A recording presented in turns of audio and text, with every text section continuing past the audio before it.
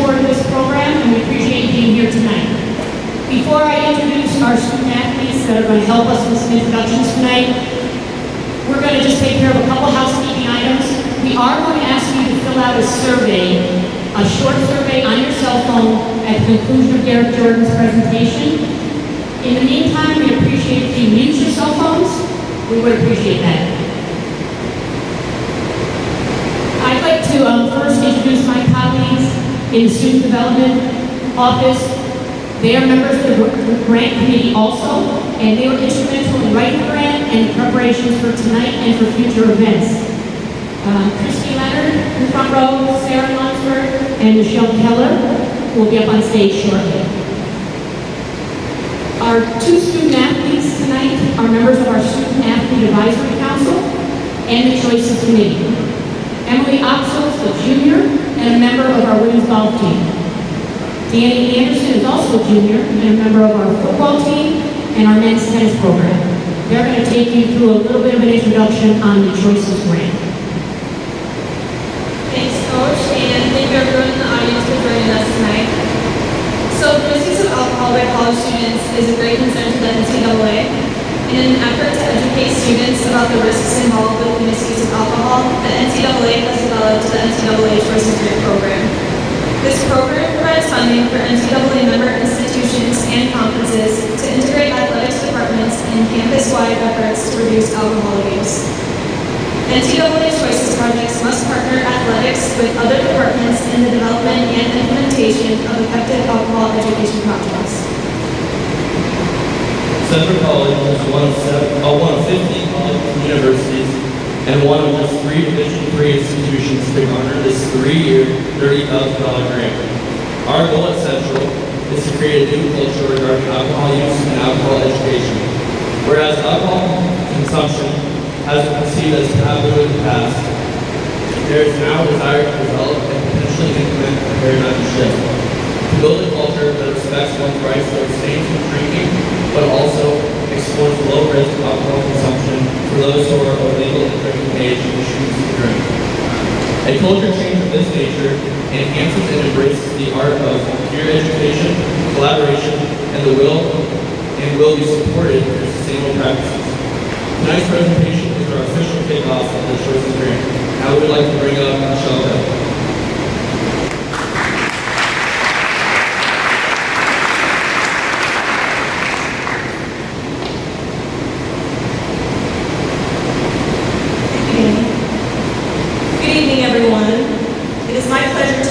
Our special guest and speaker tonight, Mr. Derek Jorden. I had the privilege of hearing Derek speak about a year and a half ago in a training in Iowa City.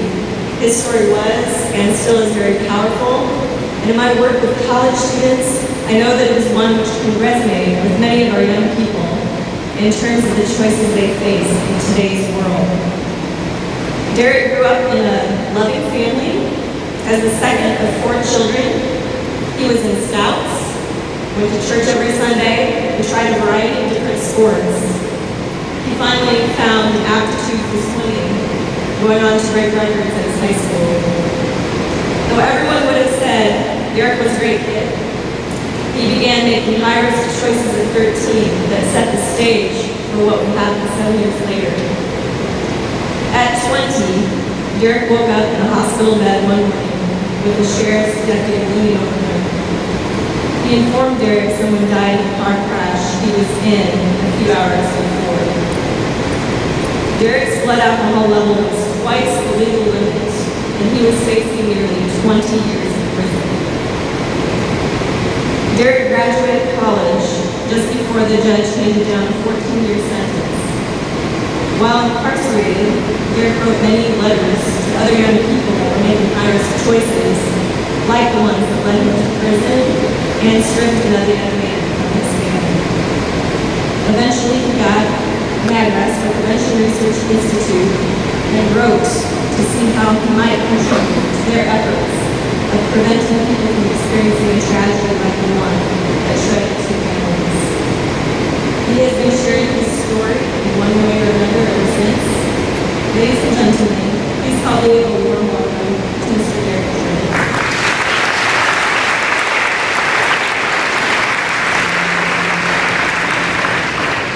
Thank you. Good evening. Can everybody hear me okay? Sound good? Thank you.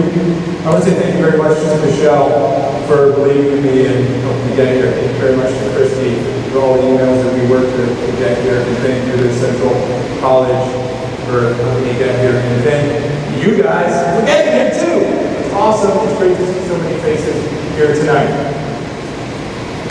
I also want to thank Jerry who's hanging out back here when you're doing sound. He's been sweating all day making this happen. So way to go, Jerry. I could talk for hours about this. It turns out that people have been studying and researching alcohol and drugs for thousands of days of their lives, thousands of hours they have spent, thousands of people have been looking at alcohol and drugs. And I'm here to talk about it just for an hour. I'll tell you a little bit about my experience with it, specifically related to risks with alcohol and drugs. We'll have some time at the end for some questions, so if you have some questions, hang on to them and we'll pull out a microphone. I'd love to answer any questions that you have, whether it's about something that I said about alcohol and drugs or about going to college or about being a human, whatever. I'll answer whatever. When you saw the flyer, probably you heard Michelle give a little bio. There's not a whole lot of surprises maybe that I'll share with you tonight, but this is why I'm here, is to talk about alcohol and drugs. And just to be real clear, what I'm here to talk about, I'm not here to tell you what's right or wrong. I'm not here to tell you what you should or shouldn't do. I'm here to just maybe share a little bit of science, a little bit of my story, and a little bit of science with you that might help you make some choices in your life. In the end, though, it is your choice. Whatever I say tonight, you can walk out of here with it, without it, you can leave it here, you can take it with you, you can think about it later, but it's your choice, and I just want to be clear about that. So, I want to ask you a question. You know, we talk a little bit about risk, we talk a little bit about odds. Has anybody ever played the lottery before? Anybody ever bought a lottery ticket? I have bought 3 in my life. The last time I bought a lottery ticket was a Powerball. It was like $500 million. I was living in New York City, and I heard this, and I was like, I gotta go do this. I gotta go get a lottery ticket. So that night, I walked over to this little convenience store on Broadway, took my dog for a walk, I leashed her up outside. I walked in, I paid the $3 or whatever it was for the lottery ticket. You can, when you're there, when you buy a lottery ticket, you can kind of like fill it out with special dates, or you can kind of pick your favorite numbers and stuff. Not me, I just went with the randomly generated numbers that the machine does for you. And I gave me $3 and gave me that lottery ticket, and I walked out of there. That lottery ticket, and I felt like for sure I was going to win the Powerball. I was going to win $500 billion. I was like certain of it. I was so certain. I was already planning how I was going to spend it. I was going to give a little bit to charity. I was going to pay off my mom and dad's house. All this stuff. I was so certain. I almost left my dog tied up outside the convenience store. I was already. So why is this though? When the odds were that great. Does anybody know what the odds of Powerball are? What is Powerball? 1 in 292 million. That's almost the population of the United States. One person out of the whole country. And I thought I was going to win. Why is it that I was so sure that I might win that? Well, when it comes to different odds that are sort of against us, maybe something for bad, as opposed to something for good, like winning $500 million. I don't quite take this seriously. 1 in 292 million is the odds for the Powerball. And we're here tonight to talk about risks, and I'm here to talk about problems related with alcohol and drugs. Problems is a word. Problems are real. Problems is a word, and how are we defining problems? It's really tough. If we're talking about alcohol problems and drug problems, and we're talking about substance use disorders, dependence, alcohol dependence, substance dependence, drug dependence, those are specific problems. There's specific criteria that you meet, that you might meet, that one person might meet to fall into that category. So those are definitely drinking problems. I'm talking about, there's a broader definition of problems that I'm looking at, that I've kind of been looking at in my life for the past 16 years since that crash that Michelle was talking about, that I've kind of been looking at. And it's not just a drinking problem, but problems from drinking. I don't have to have a drinking problem to have problems from drinking. So when we start to broaden the definition of what a problem is, then the odds of it go up. The chances of having an experience with a problem like this start to go up. At some point, it says 1 in 10 right here, and then it says that you'll find drink down below. This is not a scientific statistic. I wrote that on there. I want to be clear. This is not a scientific statistic. The point is that I'm trying to make here that a lot more people have problems, and the broader we define what problems are, an exponentially greater number of people experience them. Okay, so what kind of problems am I talking about? It depends, again, on how broad we define it. I've got some experience with some of these problems, and so I'll start from the top. This is pretty little font up here, but it's okay, you don't need to read it. I'll read it out loud. How about killing somebody? That's a problem. How about stripping parents from stripping their son away from their parents? Robbing a twin sister of her twin brother. Stealing a friend from like 50 people. I don't know, he's a friendly guy. No, he's not a friend anymore, he's gone. Shattering my own family's peace. Humiliating my sister. She had to walk into her high school the next day, which I had breaststroke records at. People kind of knew me around there. She had to walk in there when school started back up at the end of the summer, and people looked at her like, oh yeah, that's the girl, her brother killed somebody from private. She was embarrassed. I think, she's 30 years old now. She probably still has some residual effects from that because of this voice that I made. There's a problem for you. Keeping my mom awake for like 7-8 years. She didn't get a good night's sleep worrying about what was happening to me over in prison 600 miles away. Spending 1,861 days behind bars. There's a problem for you. I mean, 1,000 people at least late for work that day. When I got in that crash, it was in a big intersection in Boca Raton, Florida. I bet you there was 1,000 people at least that were late for work that day. How many man-hours, road activity man-hours were lost? I don't know, just an idea. The county had to spend tens of thousands of dollars doing forensic tests on this crash site, investigating the crime that I committed, prosecuting me. There's a problem. $200,000, my dad tells me later. This is about how much it's cost our family. He had to refinance the house and all this stuff. $150,000. That's something that I kind of calculated. I had a college degree. If I had walked out and gotten a job, could I have gotten a job for $30,000 a year? Possibly, right? That's not terribly a huge amount of money. $30,000 a year. 5 years that I was in prison, 30 times 5, $150,000 in lost wages that I didn't make because I was rotting away in prison. There's a problem for you. Driver's license permanently revoked. There's a chance I might be able to get a hardship license, but I'm 36 years old right now and I still don't drive. 10,000 alcohol-related crash fatalities. Over 10,000 alcohol-related crash fatalities in America annually. Over 300,000 alcohol-related crash injuries. What are we talking about here? Paralyzed, burned, broken bones, lacerations, loss of blood, all sorts of stuff. There's a problem for you. Maybe everybody was okay in the crash, but we just totaled the car, maybe a fence, a mailbox, a tree. Or maybe I didn't get in the crash, I just got a DUI, OWI, cost $10,000. Gotta get a lawyer, gotta go to court, probably gotta miss some work, gotta spend a couple nights in jail. It's different states, I think it's something like that here in Iowa. Loss of job, loss of respect. What about I didn't even make it to the car? I just fell on my broken bone before I got to the car. There's a problem. Heard this one, jump off a roof and miss a pool. Ended up on the pool deck instead of in the water. Severe disability. I heard that. That was a problem. Get fired from work. That might be a problem. Get kicked off the team. Failure of class. Relationship problems. Divorce.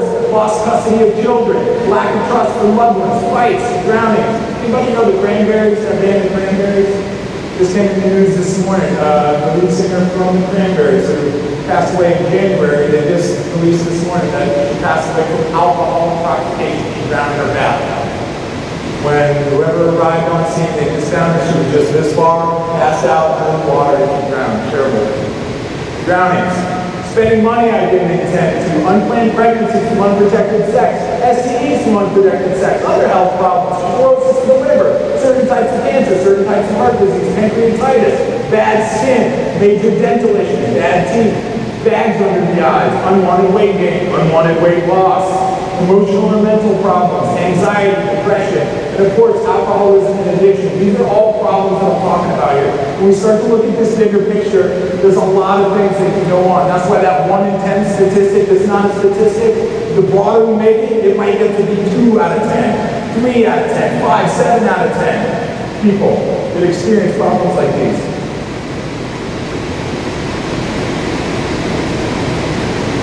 Annually in the United States, just to recap a few of those, and let me just tell you, this is the last slide that I have for you tonight that has over 9 words, so you won't have to read and worry about that, just so you guys know. 10,500 people die in alcohol-related car crashes. I said that just a minute ago. You know what the population of LA is, according to the 2010 census? 10,352. That means the whole city of Iowa, of Pella, Iowa. That amount of people die every year in alcohol-related car crashes in the United States. It's a lot of people. 15,000 people die from alcohol-related liver disease. Almost 90,000 deaths from other excessive alcohol use issues. 300,000 injured in crashes. We said that. 600,000 college students just injured while drinking a year. Over 1 million people get arrested for DUI. Almost 2 million get hospitalized for some reason. Almost 4 million emergency room visits because of it. And 25% of college students report falling behind in school because of it. These other things, and nearly half of adults who had 3+ drinks in a day or got intoxicated in the past year but didn't use drugs, so people using drugs, experience a significant problem related to their drinking in their lifetime. Nearly half. What's half? That's 5 out of 10. So these statistics that aren't statistics, I'm just, this is what I'm looking at here. So why is it that I'll beat the odds for something good with the lottery? I think that might happen. I really believe that I was going to win the lottery. A lot of people buy into it. That's how the lottery keeps going. People buy into this. But I don't think the odds of something that are much, much more likely to happen might happen. I have just a quick thing I want to do to sort of illustrate this. On a scale of 1 to 10, 1 being not risky at all, and 10 being very, very risky, how risky is it for you to drive fast? Whatever fast means to you, I want you to come up with a number in your mind. On a scale of 1 to 10, 1 being not risky, 10 being very, very risky, how risky is it for you to drive fast? You don't have to answer me. Just come up with a number in your mind. You got your number? Let me ask you a follow-up question. How risky is it on a scale of 1 to 10 for somebody else to drive fast? How risky is it for somebody else to drive fast? How many people have a lower number for their own risk? At least a couple. I saw at least 5 hands. Maybe 1. But this is the thing, we can sense maybe perceived risk for other people, but we don't perceive it for ourselves. We think that we're going to win the lottery, but we don't think we're going to have problems. Why is this? I've talked to a lot of people that got into some kind of trouble, had some sort of problem with alcohol or drugs. You know what almost everybody says? I didn't think it would happen to me. One of the first things I said when I found this out, I thought, I didn't think it would happen to me. How did this happen? Part of it is maybe I never really questioned the odds. Maybe I didn't think about it too much. Why didn't I think about it too much? I talked to my niece this summer, Millie. She's 11 years old. She's going to be 12 in October. Cool kid. She said, you know what, Derek, I'm not touching that stuff. Somehow we're going to talk about alcohol and drugs. She said, I'm never touching that stuff. It's interesting, her mom's a bartender. Her dad, my brother, is, he's a big drinker, honestly. Even after everything that I've been through. And she's seen some of the stuff, maybe hanging around the bar or hanging out with your dad, where she says, you know, I'm not going to be touching that stuff. I remember thinking that when I was 11 years old. When I was 11 years old, I was in 7th grade, I would sneak out the house at 5 o'clock in the morning and go running. I was going to be the first person, this was a goal, I haven't told this to a lot of people, this was a goal that I never met, but I was going to be the first person to run the youngest person to ever run the Marine Corps Marathon. That was the goal that I had. We were living on a Marine Corps base in North Carolina. This was some goal that I'd sneak out of the house early morning. I'd see this old guy, and he don't see me go, hey kid. I go, hey old man, and I went keep running. But I thought I wasn't going to touch this stuff. That wasn't for me. Who in here thought the same thing when you were 11, maybe 9, 10, 11 years old? I'm not doing that. Who in here has maybe, that didn't think that? Who in here, you don't have to raise hands, I'm just asking questions. Who in here maybe has thought that has gone, at this point in your life, has gone beyond where you thought you would have ever gone with alcohol, drugs, when you were 11 or 12 years old? I know I did. Because this is what happens. At some point in our life, there's this shift early on when we're in our early teenage years. For a lot of people, this happens, the shift where we stop thinking that it's about the choices that we make, and we start to think it's more about the kind of person that we are. I'm not homeless. I'm educated. I'm not the kind of person that suffers from these kinds of problems. I didn't think I was that type of person. You know, I've got good parents. I'm a good kid. I'm an athlete. I went to church every Sunday. I'm a nice guy. It turns out that's not the way it works. It's not about what kind of person I am. It's about what kind of choices I make.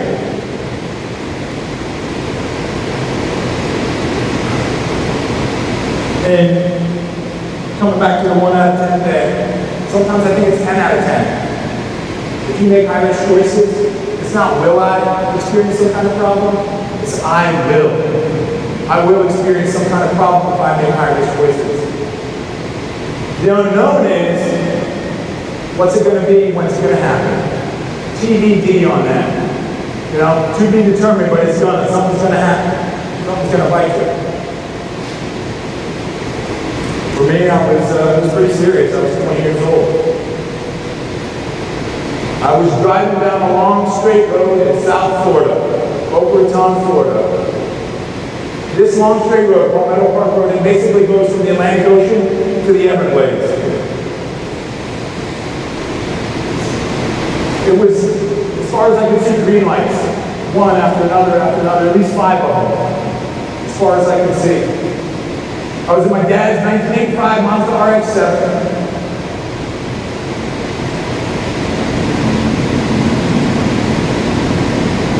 And I was listening to Red Hot Chili Peppers.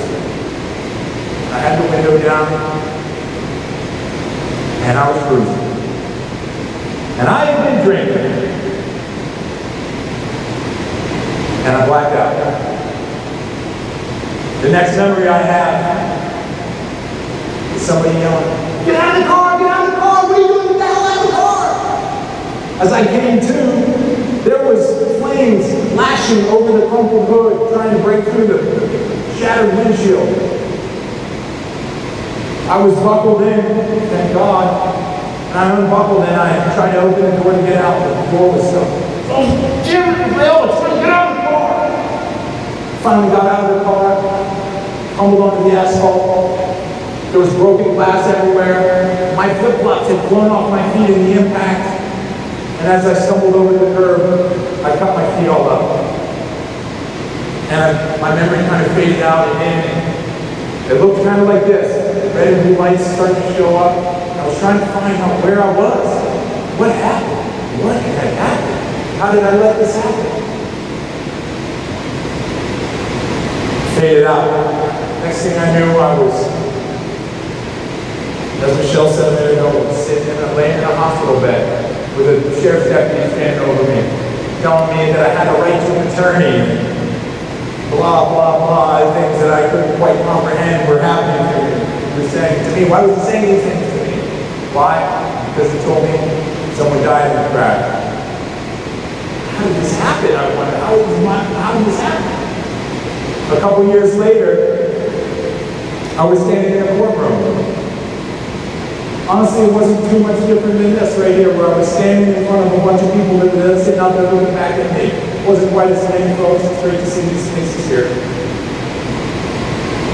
And they were standing there in the first 3 rows. They were all dressed in their suits and ties and dresses, but over that they were wearing these oversized t-shirts with a picture of a beautiful smiling face that said, "Killed by a drunk driver."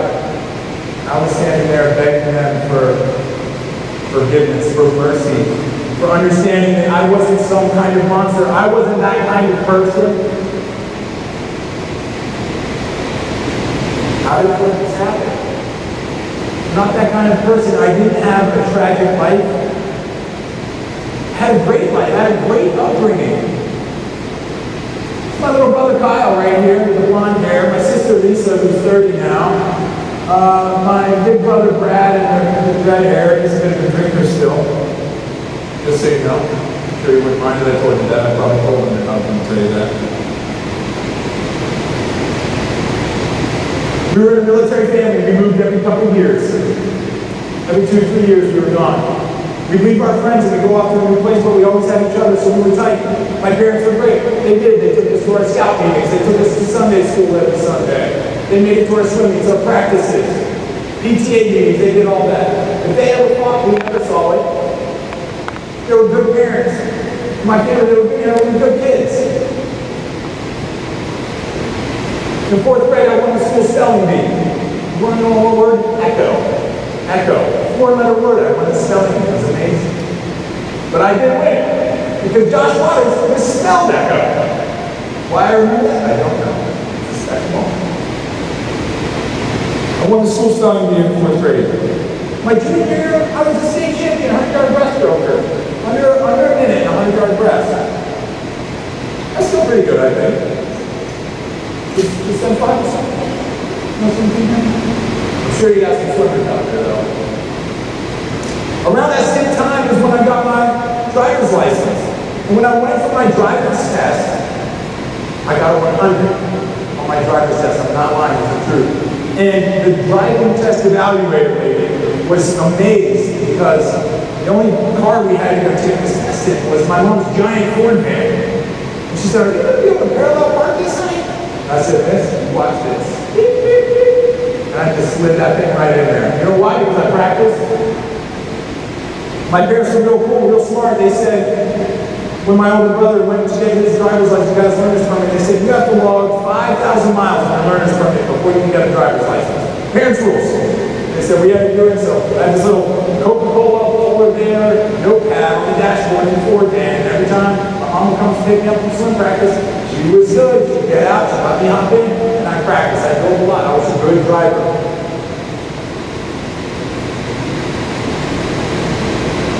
Alcohol wasn't a huge part of my childhood. I didn't see my parents very much of it.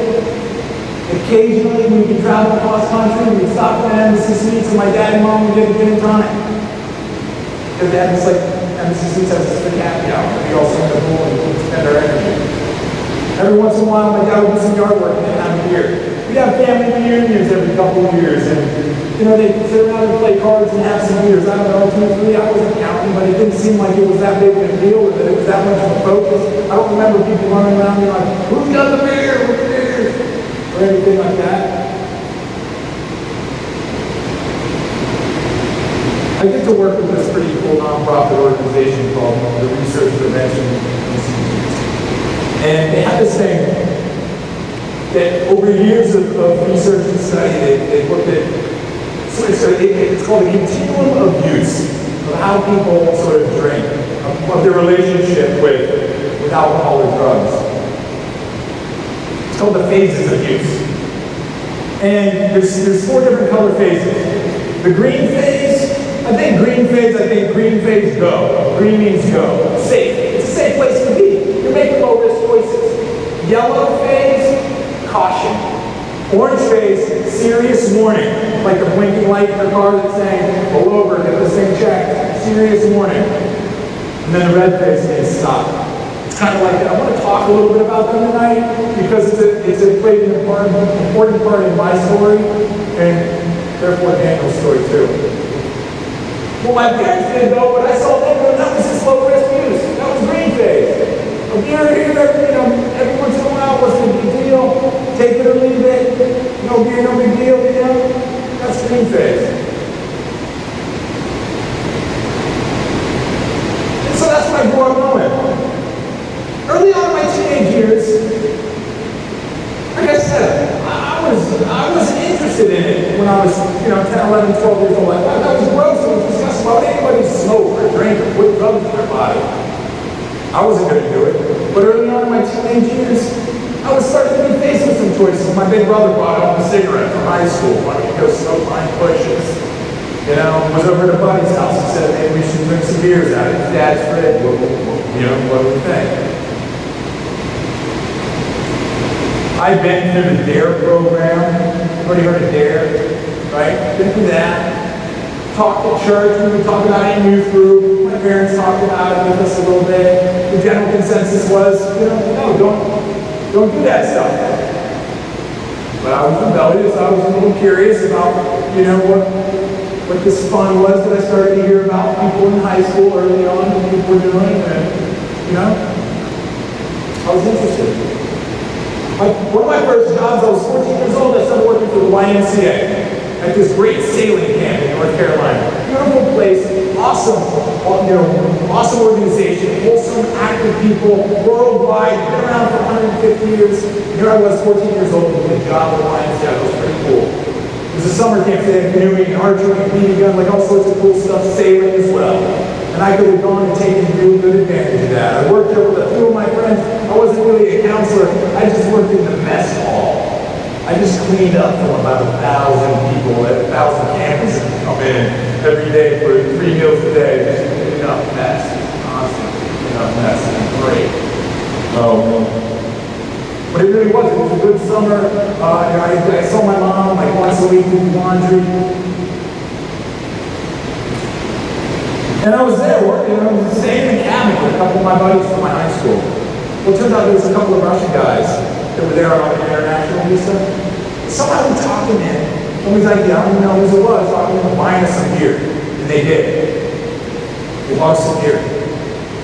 And we started drinking. And because they bought some beer the one time, we talked them into doing it again. And again. And so it started to become the thing that we were doing. Like we were getting into life. And then one night, they're like, oh. I think it was one of the Russian guys said, "This is try vodka." So we brought back a bottle of vodka and we drank that. I got pretty sick that night. It was pretty bad. And woke up at 6 something the next morning. I had to be at work at 7 at the mess hall. I stumbled over there, just hungover, feeling real gross, like I had, died. And never felt that way before. And, oh gosh, this is terrible. And when I walked in, my team leader, Omar, he said, "Derek, you're on the admin table." That meant that like camp directors and everybody, I had to clean their mess that day and serve them. And I immediately, how bad I felt, it got triply worse. Triple the pain or whatever. It got real bad. It was just, part of it was this fear. Of course I was going to walk up there, they were going to be able to smell me, they were going to be able to see what condition I was in. I probably still smelled like vodka, shit, bloodshot eyes and stuff. And then they were going to, interrogate me, they'd find out we've been drinking, and I get fired and they call my parents and my mom and dad would find out my life as I knew it would be over. You know what happened? Breakfast. Breakfast happened. Nobody said anything. Walked back to the cabin afterwards. Slept it off. I got some cologne, got some mouthwash. It didn't stop me from drinking, I just sort of did it. And the rest of the summer, like I said, it didn't stop me. We just changed some behaviors a little bit so we can make sure that we're putting myself at risk. This happened a couple times. My buddy's mom had a Christmas party. She found out that we were drinking. He got in trouble, but she didn't say anything to my mom. One time my swim coach had like this lock-in party at his house. And all the swimmers came and one of the older guys brought a bottle of booze or something. Got busted, but he didn't say anything really to me or to my parents. He just like sort of jazzed us a little bit or took it away. I don't know, he was trying to be cool. He was a cool guy, he was nice, he was a great swim coach. But for some reason I didn't quite learn the lesson going on at that point. And And I thought, all right, maybe this is just cool. This is all right. This is normal. And so what I had seen my parents doing with that sort of low-risk drinking, that's not what I was doing. I was 3 drinks, 4 drinks, 5 drinks, maybe more at night. I thought it was normal. Because I thought it was normal. I thought it was safe. And there wouldn't be any major problems because of it. Right? I'm a good guy. I don't hurt anybody. I want to talk this a little sentence because what my parents were doing was green phase, right? Low risk. I started making high risk choices there, and I want to talk about what that means exactly. Choices, right? You can see it's really the theme of the evening. We're here to talk about choices. NCAA, this choices thing that's going on. What a powerful word. What a wonderful thing that we have. How many choices we have? You think about it. You get to choose what you want to wear. You get to choose what you want to eat. You get to choose who you hang out with. You get to choose what you want to be when you grow up. You get to choose the wallpaper on your iPhone. You get to choose whether or not you want that wallpaper to be different on your lock screen and your home screen. There's a lot of choices you get to make. We got a lot of students here tonight, right? Looks like it. People have chosen to continue their education. Part of the reason I think that you would choose to continue your education is so you can learn how to make better choices in your life. Whatever they are, whether it's specific in a field that you've already chosen, or whether it's just how to be a human, how to be a good person. You get to make those choices. As you grow up, you get more choices. When you get out of here, what kind of job am I going to have? Am I going to choose to work for a big company or a small business? Maybe I'll work for the government. Maybe I'll work for myself. Once I get a job, I got to choose what kind of employee, what kind of worker am I going to be? Am I just going to go along and get along? Or am I going to really think hard about how I can be most efficient, most productive? You get to make that choice. Maybe you get to make the choice you want to get married, you want to have kids. If you have kids, I recently found out you get to make another choice.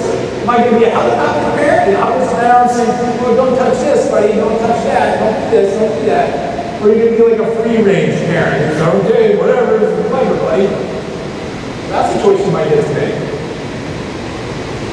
And I would say that's a choice you might get to make if you're lucky, right? That's a cool one. I'm new to this, so we'll think more about that in a minute.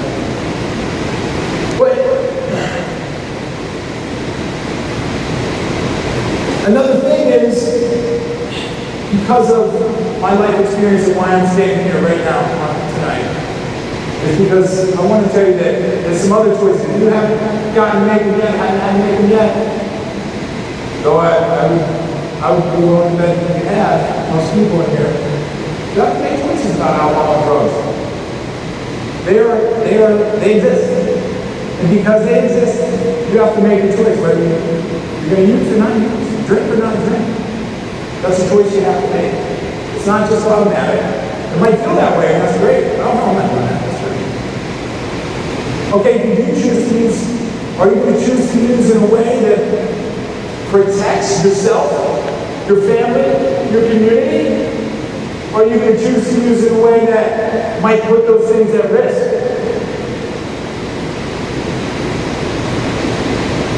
Because you can put so much at risk, I think that this choice deserves some real careful consideration.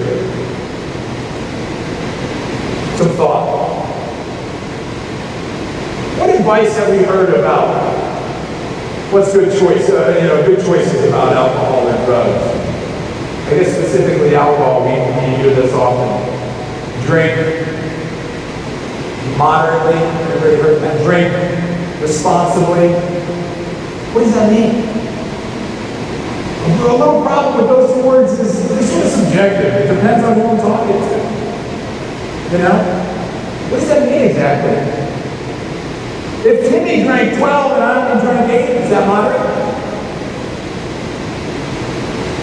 If Melody fell down and was puking in the bushes, but I'm only stumbling, am I being responsible? Those words are tough to say what they mean exactly. They can mean different things to different people.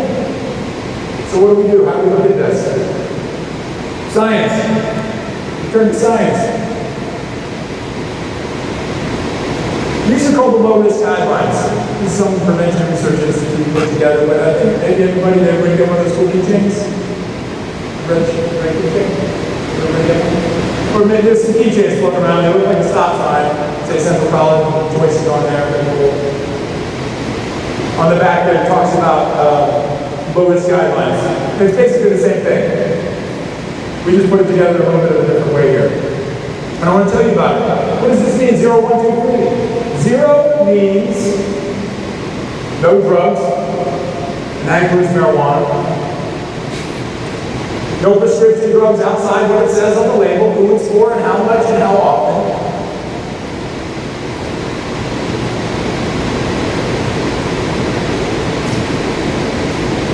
And it means no alcohol, if it's against the law or if it's against the rules. It means no alcohol if you're pregnant. It means no alcohol if you're underage or if your workplace doesn't allow for it. You know, in different situations. That's the 0 part. 1, 2, 3 is a little simpler. 1, no more than 1 drink in an hour. 2, no more than 2 drinks if you're drinking daily. 3, no more than 3 drinks on any given day. That's the 0, 1, 2, 3 guidelines.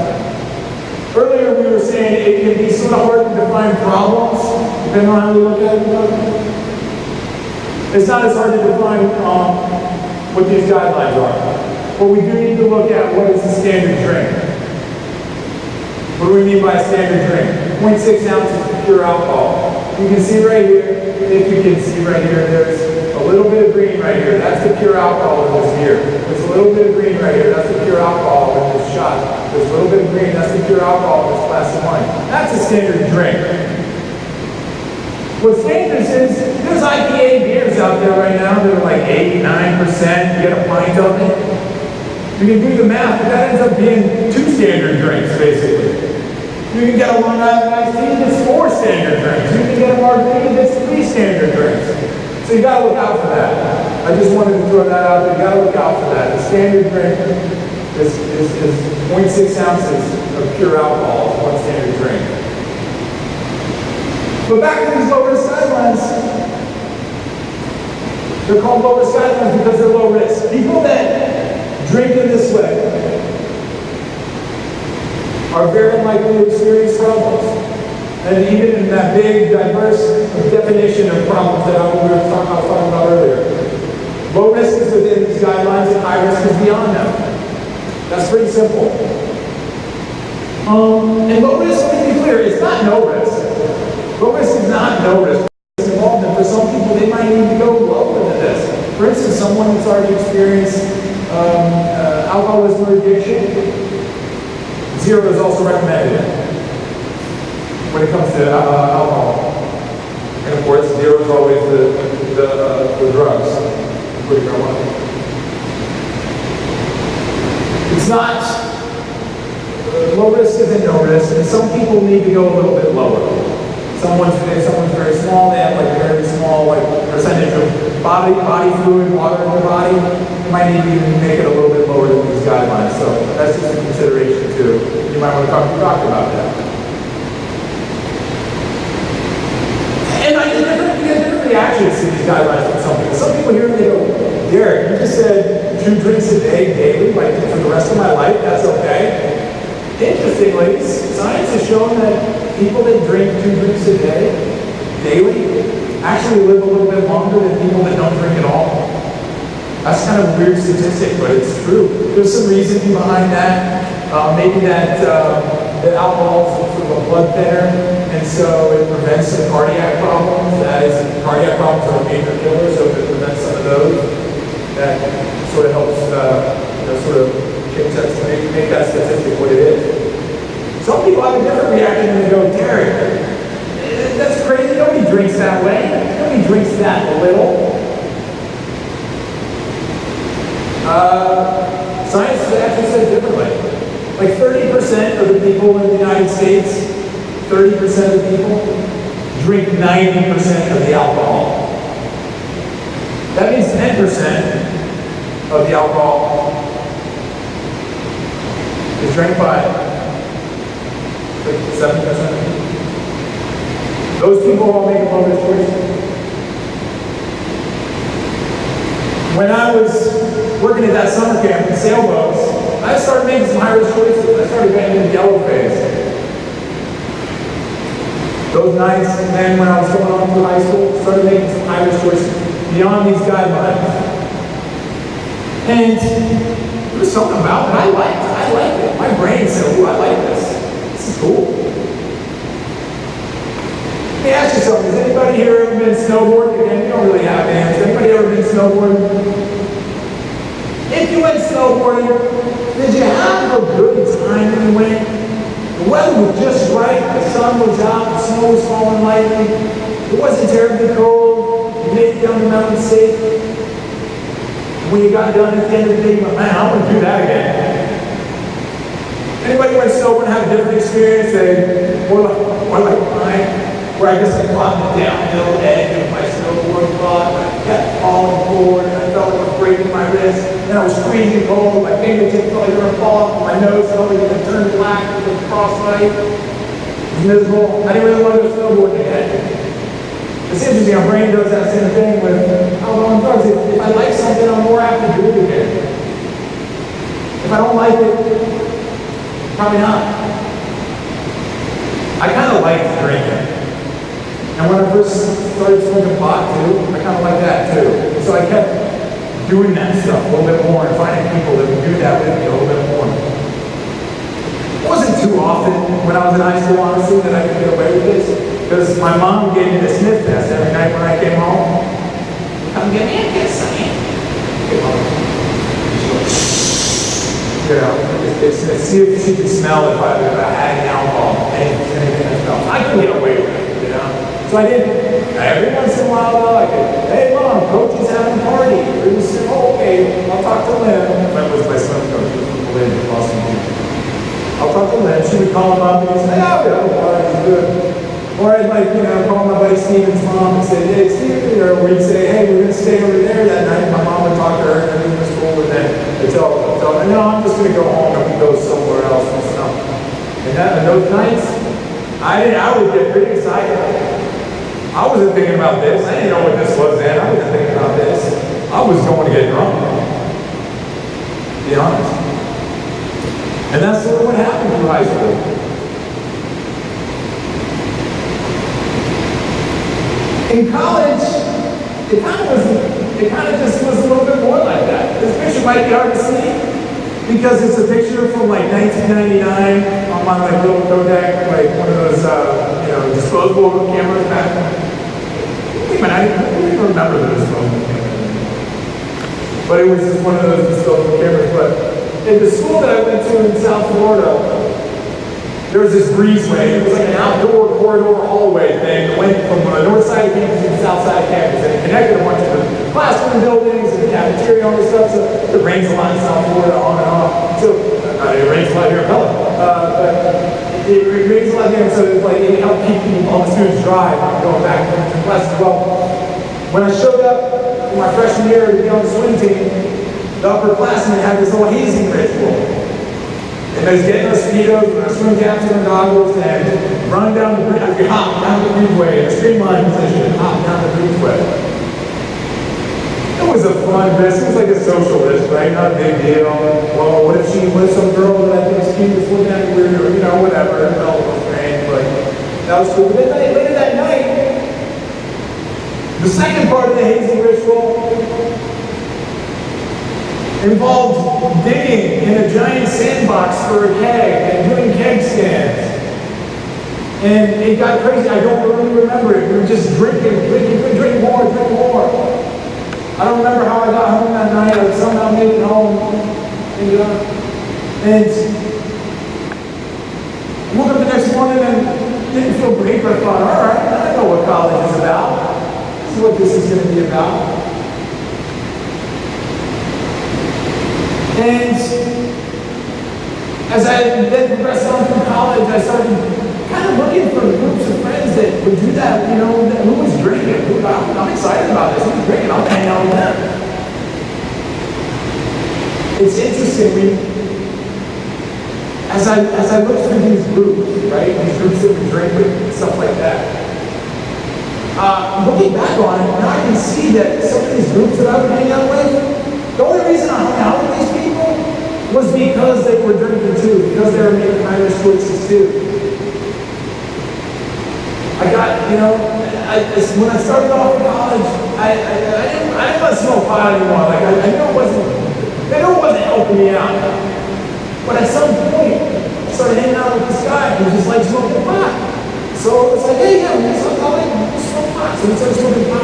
I didn't really like it. I don't know why this happened the way that it did. I really didn't want to hang out with the guy, but I did kind of like smoking pot. I knew it wasn't great for me, but I kind of liked it. And so, when I hang out with this guy, and I hang out with these other friends, I don't think I want to hang out with these people other than the fact that we were drinking and smoking. That's interesting. Something we call social dependence. The group that I hang out with has this glue that holds us together. It's not healthy. That glue is like alcohol and drugs. One way that you can know if a group you're hanging out with might be in this kind of social dependent category is if you showed up tonight to your friend's house and there was a couple people over there and somebody offered you a beer or a Coke or whatever, and you said, oh, no, not tonight, not tonight. Would it feel awkward? Would it feel awkward for you to say no thanks to a beer? Would it feel awkward to look into his eyes and say that? Would they be like, what's up with Derek? Why is he kind of drinking tonight? You know? That might mean that the group that you're hanging out with would be socially dependent. Would you hang out with those people if it wasn't for the alcohol and the drugs? I hung out with some people that I can look back on now in college and I can clearly say, no, I wouldn't have. Our groups were held together by this thing of making Irish choices. And then one of the problems with that is the group starts to influence us to make more Irish choices. Instead of just 3, 4, 5 drinks in a night, I started drinking maybe 6 or 7 drinks because that's what the group was doing. That was cool. And this progression of me in the yellow phase, I kept moving on in this progression of phases. Not that I was counting too much. And one of the interesting things is, as I was drinking more, not just 3, 4, 5, but 6 or 7, my tolerance started to go up a little bit. You've all heard of tolerance, right? Some people have low tolerance, some people have high tolerance. The people that have low tolerance, we call them lightweights or something.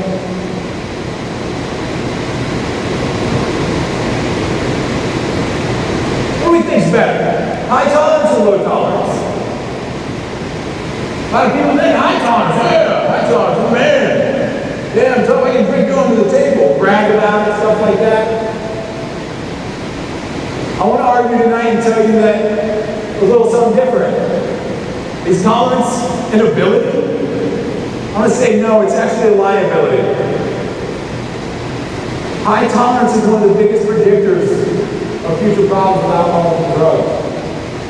Tolerance, what is tolerance? It's a measure of how sensitive I am, in my brain, how sensitive I am to the effects of alcohol and drugs. And here's the thing, if my little brother has low tolerance and I have high tolerance, who's going to need more to feel the same effects? Me. High tolerance. I'm not very sensitive. High tolerance. My wife's sensitive. Okay, I'm trying. I'm not very sensitive to the effects of alcohol. I have high tolerance. So what do I need to do? I need to drink more to feel the effects. I need to drink more. And this is how this progression keeps on going. Because the more I drink, the more it boosts my tolerance. The higher my tolerance goes up, the more I feel like I need to drink to get the effects that I want. And what's that effect we're talking about, really? We're talking about impairment. Impairment. Getting drunk, getting high, whatever, impairment.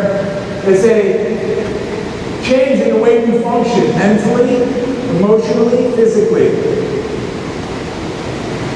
How do I know if I've had too much? How would I know if I've had too much? What are some things and signs that we can know if we've had too much? Right? We talked about Melanie earlier. She's over there picking the bushes. She He had too much, right? That's easy to tell. Somebody slurring their speech, somebody stumbling around. He had too much. Is it only when I get to that point that I've had too much? No.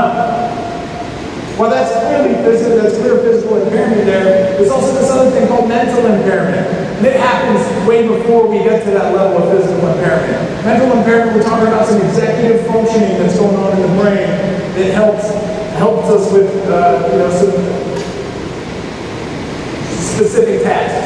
Okay? Think of the ball rolling out. You're driving in a car, the ball comes out in the middle of the street.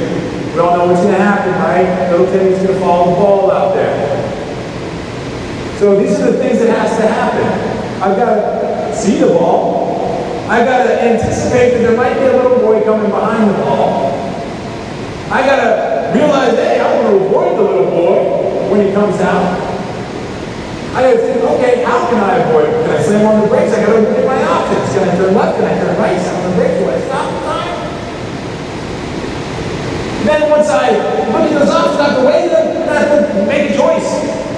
I'm going to swerve left over that driveway. I slam on my brakes. Okay, now I got to tell my brain.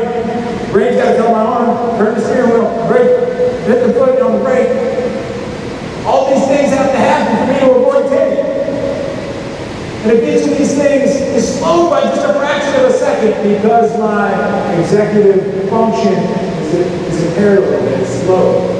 If each one of these things is slowed by just a fraction of a second, that can be life and death. And that's what we're talking about, mental impairment. This type of functioning that's just minuscule. We don't really sense it, that it's been altered. Mental impairment. It's a little different than physical impairment. And this is why impairment is always high risk. Okay? So we talked about drugs a little bit ago, on the zero. Why zero drugs? Because drugs are always impairing. That's why people take drugs, to get impaired. Alcohol is different. Alcohol, they've got standard drink. People don't always drink to get impaired. If you follow low-risk guidelines, you stay actually out of impairment. But impairment is always high risk. And this is why tolerance is, I say, a liability, and why it can trick us. But my tolerance was going up. And look, I was a good kid, I had good intentions. My line of what was acceptable, it kept getting pushed, okay? When I was 12, I said I'd never do any of this stuff. When I was 13, I smoked my first cigarette. When I was 14, I drank a beer for the first time. When I was 15, I smoked pot for the first time. When I was 16, I drove impaired for the first time. When I was 17, I went off to college. And when I was 18, I played this game of tackle football stone one time and broke my face. Let me tell you about it real quick. So I went home on Christmas Eve from my freshman year in college. I was on the swim team and I had to stay at school till Christmas Eve training. And we got to go home for a week. From Christmas Eve to January 2nd, I had to go back. And on January 1st, my best friend called me up. He said, hey dude, you want to roast one and go play football? And I said, yeah, Foster, let's go do that. Sounds great. Why was just playing football not good enough? I don't know. But I said, yeah, let's go do that. We smoked pot. We went and played tackle football with a bunch of buddies. Foster lined up against me. He was playing wide receiver. I was playing defense. And dang, he caught the ball. And it was on me. True story, guys. So, here's why this is such a big deal in my life, the story that I'm telling you, this game of tackle football. Because I was thrown in, I know this with every fiber in my being right now. Some people say, oh, marijuana's not that high risk. This is how it messed with me and screwed up my life in a major way. I thought this was all a fluke, but this is what happened. So, I know this 100% that because I was stoned that day, I was impaired enough that when I went to tackle my best friend Foster, who caught the ball, when I went to tackle him, I didn't really put up much of a guard on myself, and I led with my face. And my nasal bone got shattered on his shoulder because that's how I went in for the tackle. Just wide open like this. And you know what? I had to go get emergency reconstructive nasal surgery on January, well, it ended up being January 3rd. I was supposed to be back for swim practice on January 2nd. And this wasn't just any swim practice, guys. Let me tell you, this was going to be the 2 most critical weeks of swim practice in my entire swimming career. I needed to knock it out of the park to secure this scholarship that I was shooting for. But what happened? I got reconstructive nasal surgery. The doctor said, you can't swim for 2 weeks, Derek. I swear, this is what happened. You can't swim for 2 weeks, Derek. But I got to. Darn it. And furthermore, when you do get back in the pool, don't wear goggles. The pressure will push against your nasal bone and it'll break down what I just popped back out. It needs to set for 2 months. So what happened? I missed the 2 weeks of swim training, hell-week swim training. I had a bad 2 months of swim practice. I went no goggles. I couldn't see the wall. I wasn't doing flip turns and stuff. I missed the boat. I missed the time when it came down to the big meet at the end of the year. I missed the time. I didn't get the standard. I didn't get the scholarship. I wanted to keep going to school because I liked school down in Florida. So instead of waking up at 5 o'clock in the morning and going to swim practice, I started waiting tables in this microbrewery so I could keep going to school. So let me tell you this, here I am, I'm telling you, I was a guy who was starting to make some high-risk choices. What's the better environment for you to be in? Probably 5 o'clock a.m. on the swim deck, not 5 a.m., 2 a.m., out bouncing around from bar to bar with these waiters that I was hanging out with then. It shifted the direction of my life in a major way. I smoking pot that day on the football field with my buddy Foster. I thought it wasn't a big deal. I thought it was a fluke. I thought it was it. This was just a risk because I was playing tackle football. That's what happened. No, it was a major thing, and it wasn't just chance. It was a choice that I made. When I started waiting tables, I started hanging out with the older crowd. I started staying out late. Always make it to class. Sometimes make the class really hungover. I don't know why I even went sometimes, but it was always like this thing. I was like, I'm gonna go to class. That was, like, for some reason, that was the line that didn't get pushed. I always went. Wasn't in good condition when I went, but I always went. And things that I thought were really important in my life kept taking sort of like took a backseat to the party. I got really preoccupied with this fun, this drinking and stuff that was going on. And it became more integrated in my life. I was doing it more and more, especially smoking pot. I was starting to smoke pot before I went to class. I thought that was okay. Why is that okay? I thought that was all right. And I lost focus on a lot of things that I thought were important.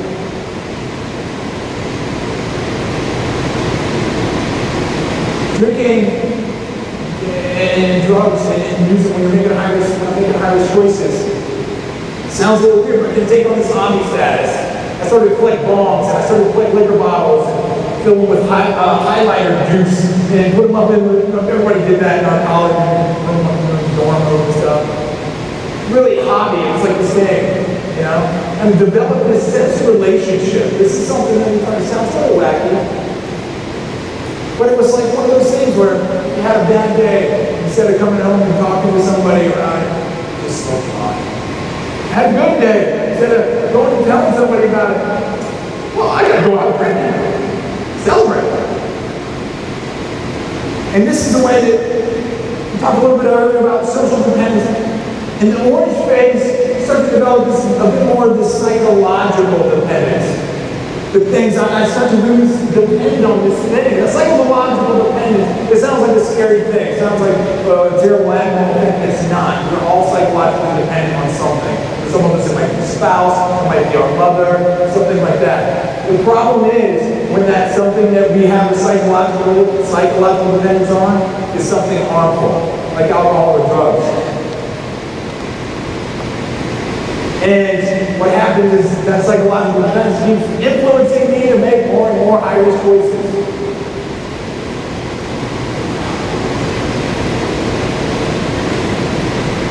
Biology.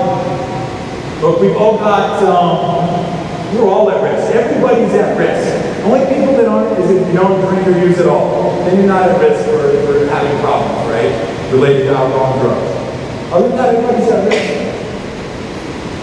And when you make high-risk choices, you're at greater risk of alcoholism and drug addiction, which is one of the things we talked about, or for all sorts of different problems. But we talked about the green phase, we talked about the yellow phase, we talked about the orange phase. The next phase is red phase, and that's addiction. And it's so easy to think that there's no chance I'd ever develop that. If we walked out here in the courtyard one day and we asked this random people coming by, and we said, hey, do you think there's a chance? Let me just ask you real quick. Let me just ask you real quick. Unless I got would you say that there's a chance you could ever develop cancer?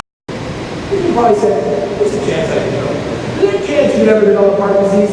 Yeah, there's a chance I could develop heart disease. Is there a chance? Well, last question. Is there a chance that you might develop, that you could develop alcoholism addiction? Most people say no. Again, why is that? It's because we think that I'm not that kind of person. I'm not the kind of person that develops alcoholism or addiction. But everybody has some risk of developing it. And what moves us closer to that, through all these phases that I'm talking about, is high-risk choices. In this direction. So it might have all just started off as fun, right? But now it might be just doing this to feel normal. It's not really fun anymore. In the red phase, it might not be fun anymore. It's just sort of to feel normal. All this stuff happens in the brain. You know, we talk about the heart disease, the body, cancer in the brain as well. Alcoholism and addiction, these are really things that are affecting the mind, the brain. Someone in the red phase might experience some of these things, doesn't have to experience all of them. Compulsion, craving, really feeling like they want to drink a lot, use a lot, withdrawals. Doesn't have to experience being shaky. That's not everybody that's alcoholic or addicted feels like they're, are shaky like that. That was a misconception I had. I'm not that kind of person, so I'm okay. What is interesting for me, because I'm still trying to figure this out for myself, honestly, what is interesting for me when I go back, at the time I was around 20 years old, is periodic loss of control. So sometimes I would go out and I would just anticipate, like, I'm just going to go out and just have, a few. And I would have way more than I anticipated, way more than I said I would have. And that's just an interesting part about being in the red phase. These phases, it's not like real cut and dry, is there anyone or not? It's just something to kind of give you an idea of where you might be. But I thought, why did I stay out past 9 or 10 o'clock? I was having a good time, and then after 10, it just got weird. It wasn't funny. Why did I stay out for it? Something got to happen for me. And life is up the next day. I'd be hungover, now I'm trying to go to class or go to work. So, I want to tell you, one day I went to work hungover. July 24th, 2002. I had been up real late the night before. I had been up real late the night before that. It was sort of the summertime. I wasn't in classes at this point. I was working 3 jobs, so I thought I was doing everything great.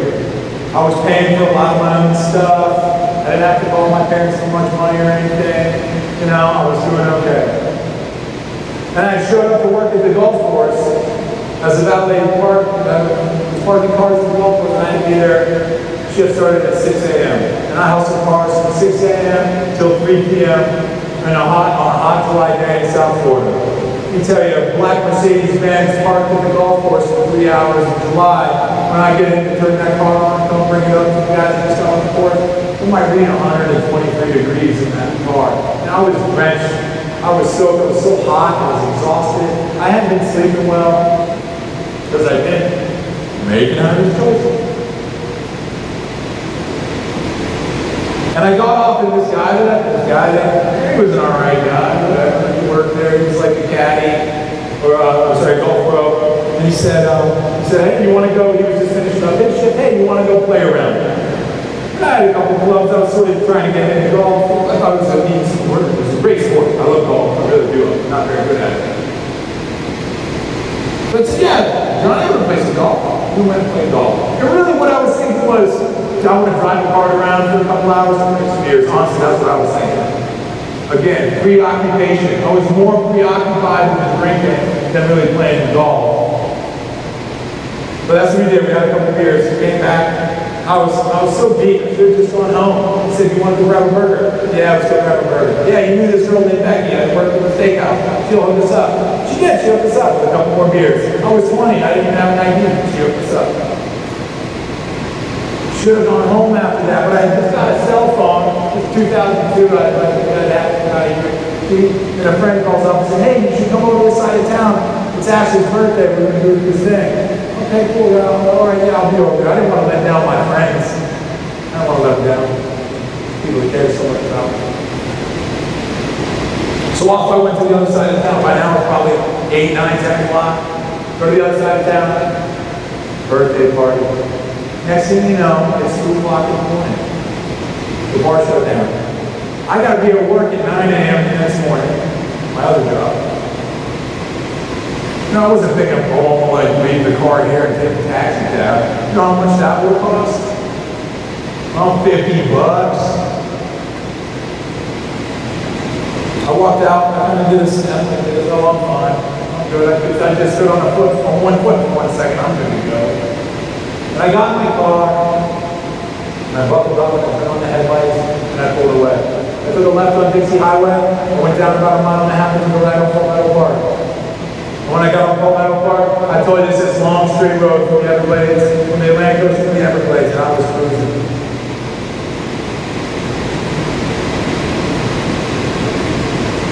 And I was cruising. And I was cruising 83 miles an hour. When one of those green lights that I saw wasn't green anymore. It turned yellow and it turned red, and I went right through it. With a blood alcohol level of 0.15, twice the limit on both. And I killed a 20-year-old man in Daniel. And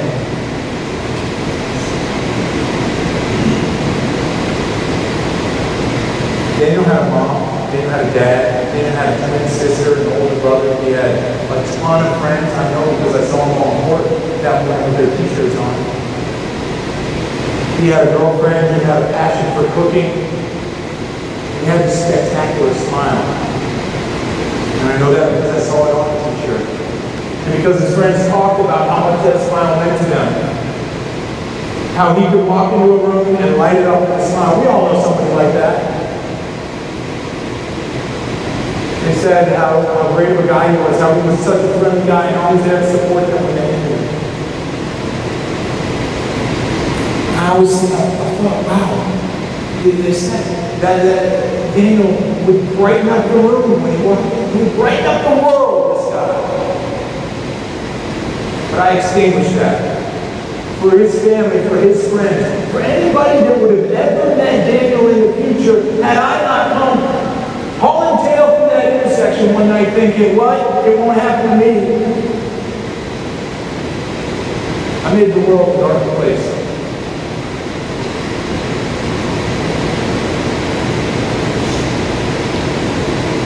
The court case was in court for about 2 years.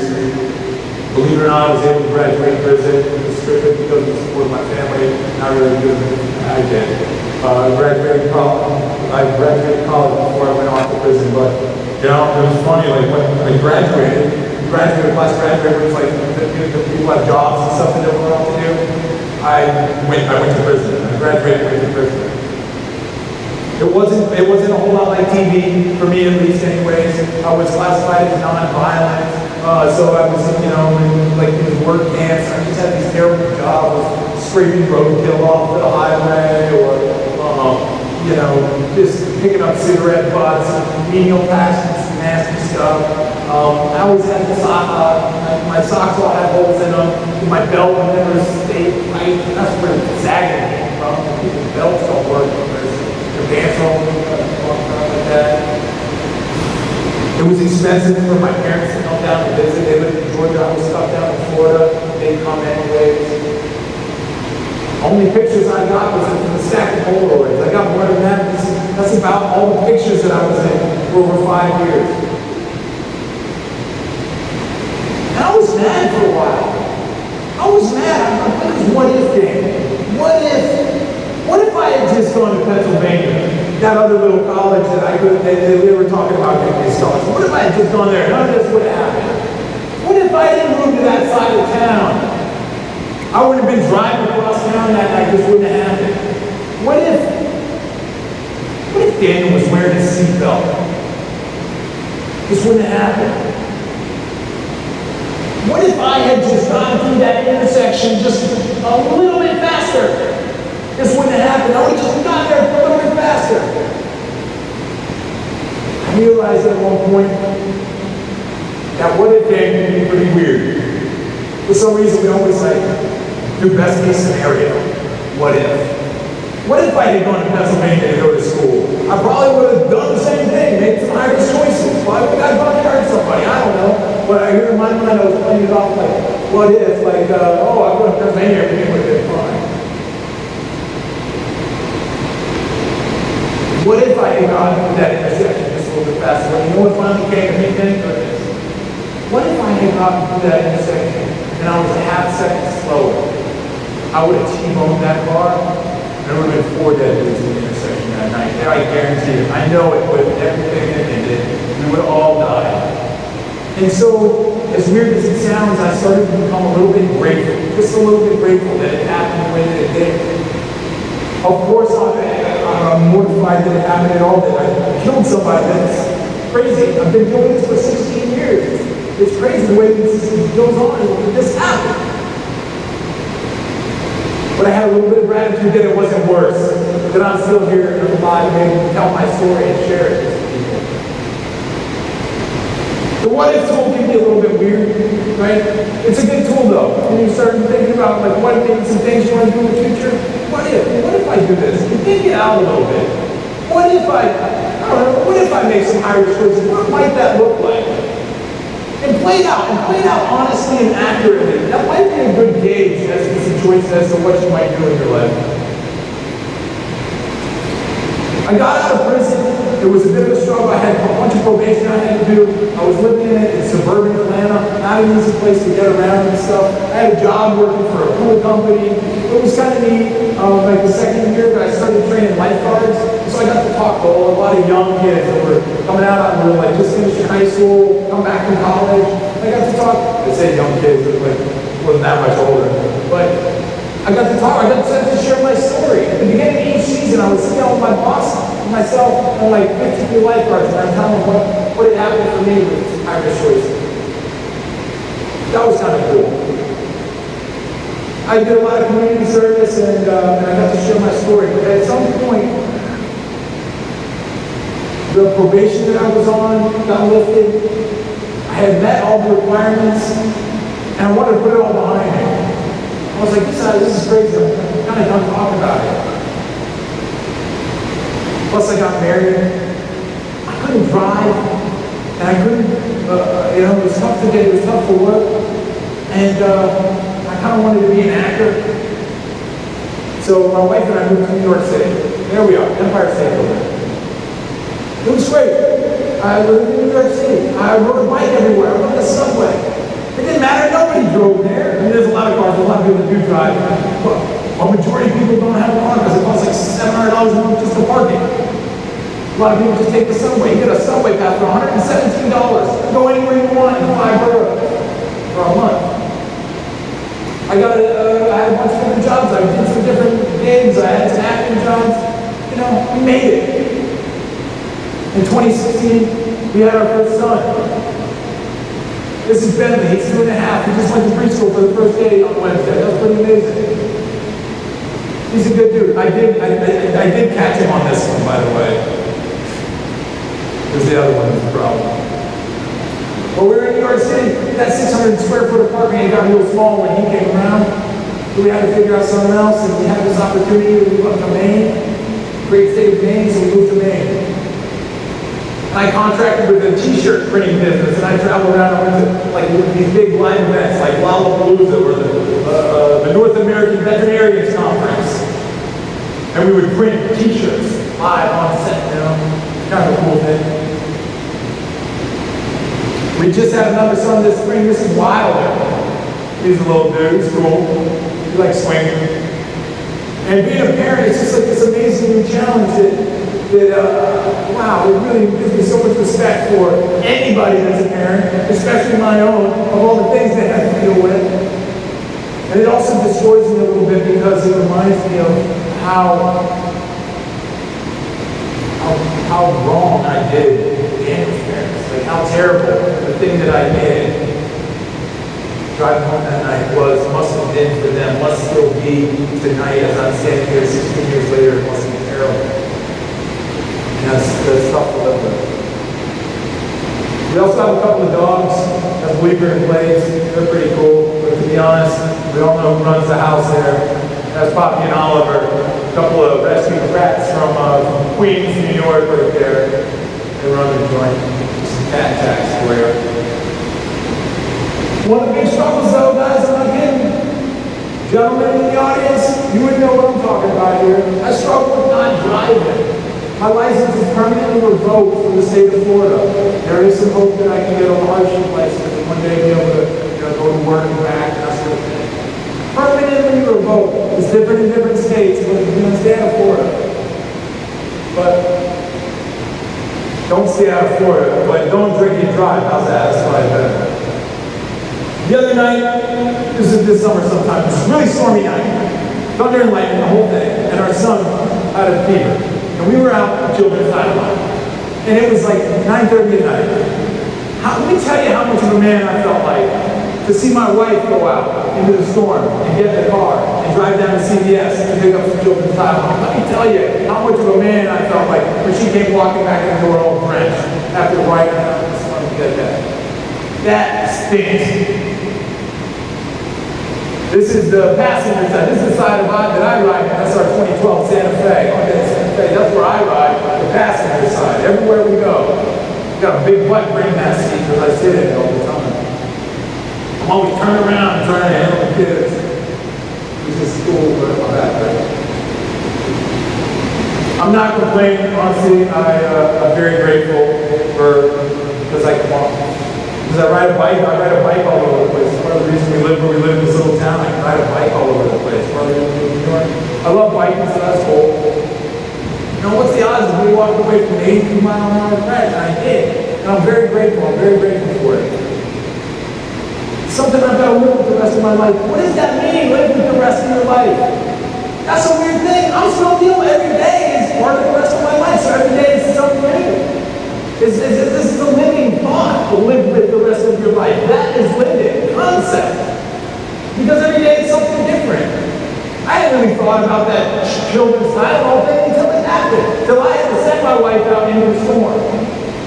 That's what living with the rest of your life means. Every day is something different that you're dealing with. Let me tell you how much, I did a calculation the other day. As of today, this crash was 5,887 days ago. That's over 500 million seconds.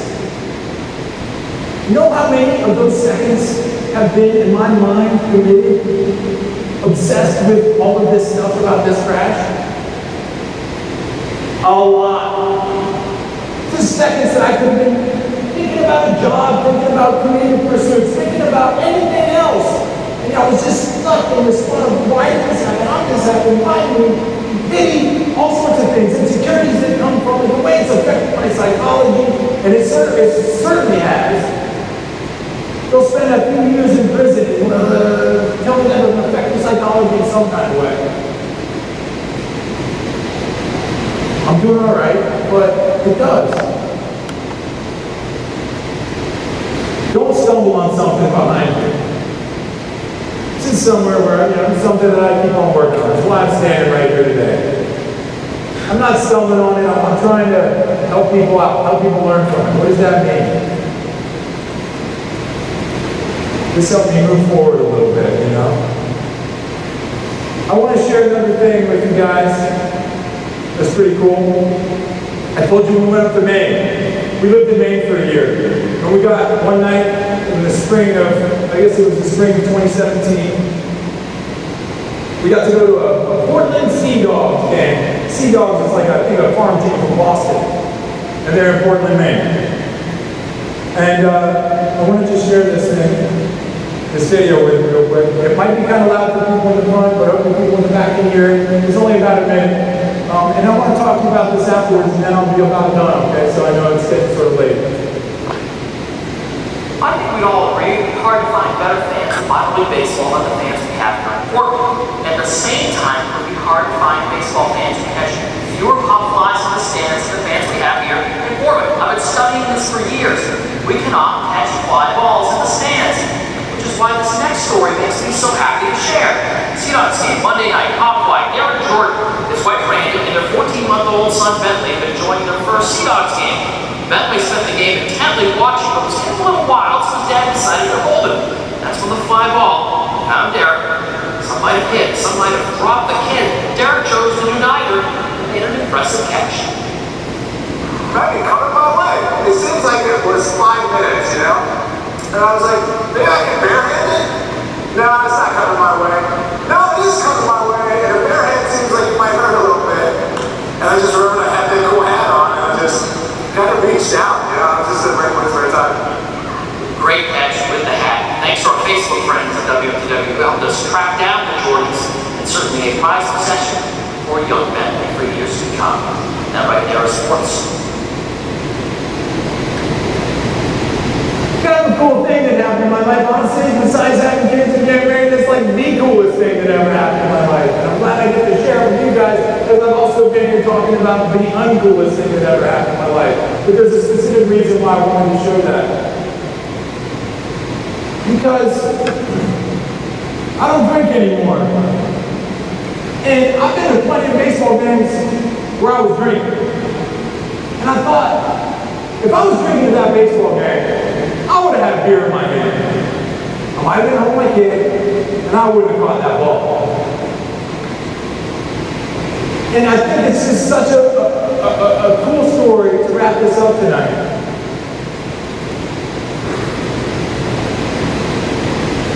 Because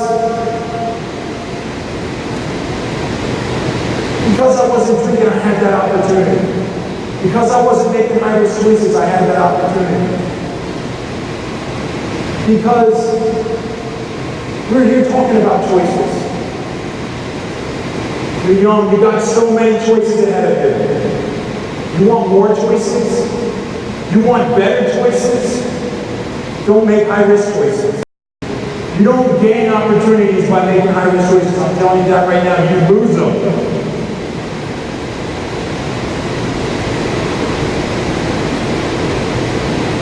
What are lowest choices? Keep that in mind, guys. Thank you very much for coming tonight. I appreciate you all staying. It was so late. If anybody does have a question, you can pull the microphone out and do that. Does anybody have a question? Just stick your hand up real high. If you do, anybody questions about anything? I mean, anything at all, really. Like, I'll put myself out there for this right now. That guy just raised his hand with the hat on backwards. Oh.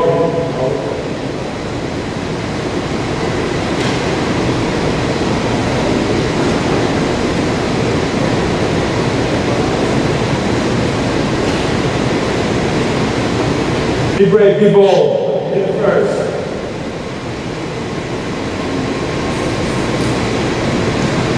All right. Well, look, I'll tell you what. I'll be around. If you got a question, you want to chat, you want to say, hey, anything at all related to anything I said tonight, I'm around. Again, I thank you very much for coming. It's kind of warm in here. It's a little later than we talked about staying, but I thank you for staying and for listening and for having me here.